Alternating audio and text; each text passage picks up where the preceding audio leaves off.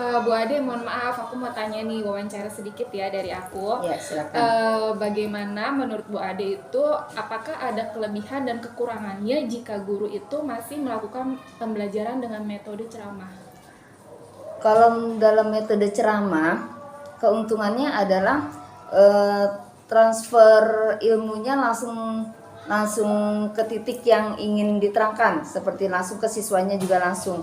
Tetapi kekurangannya adalah anak tidak berkembang secara pengetahuan karena dia tidak berorientasi kepada siswa. Jadi siswa itu hanya mendengarkan yang gurunya bicarakan saja, yang diterangkan oleh gurunya saja, tapi dia tidak bisa menemukan intisari atau pertanyaan dari yang dijelaskan gurunya secara sendiri gitu. Jadi hanya tinggal menjiplak dari apa yang diterangkan gurunya. Tetapi kalau kelebihannya memang materi itu langsung tersampaikan kepada siswa. Kekurangannya hanya itu aja.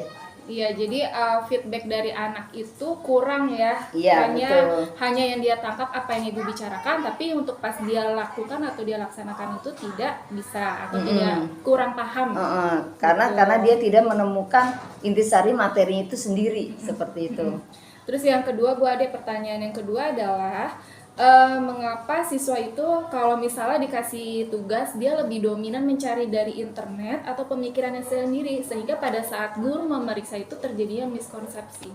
Ya, kalau misalkan setiap pelajaran itu sebenarnya kan ada konsep-konsep tersendiri ya. Memang dikasih tahu oleh gurunya itu secara ada clue-cluenya untuk melakukan tugas tersebut. Tetapi kadang-kadang anak-anak itu mencari dengan internet tanpa melihat konsepnya seperti itu. Jadi mereka hanya tahu, misalkan contoh dalam pembelajaran matematika itu kan ada konsep sendiri tentang penjumlahan, perkalian, pembagian, tetapi dia tidak melihat seperti itu. Jadi hanya langsung mengerjakan tanpa melihat dari konsep yang ingin diterapkan oleh gurunya. Jadi dia lebih kepada praktis ya, tetapi tidak tahu intinya seperti apa. Sehingga pada bertemu dengan soal berikut yang berbeda, dia pasti akan bingung karena dia konsep awalnya dia tidak memahami. Seperti itu aja sih.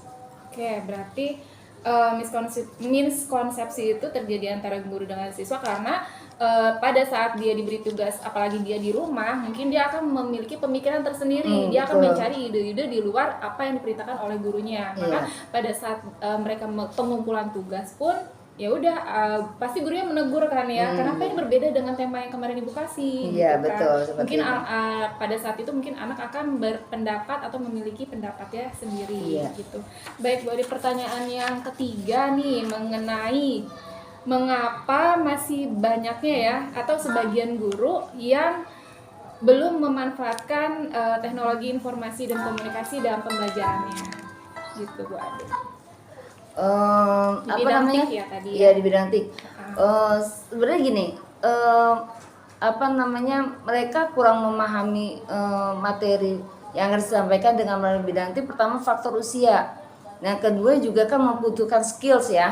Membutuhkan sih kalau misalkan walaupun usia muda, tapi jika mereka tidak memiliki keinginan untuk melakukan atau belajar pembelajaran melalui TIK, dia juga tidak akan berkembang gitu. Jadi memang tergantung dari kondisi orang tersebut, apakah dia mau belajar atau tidak.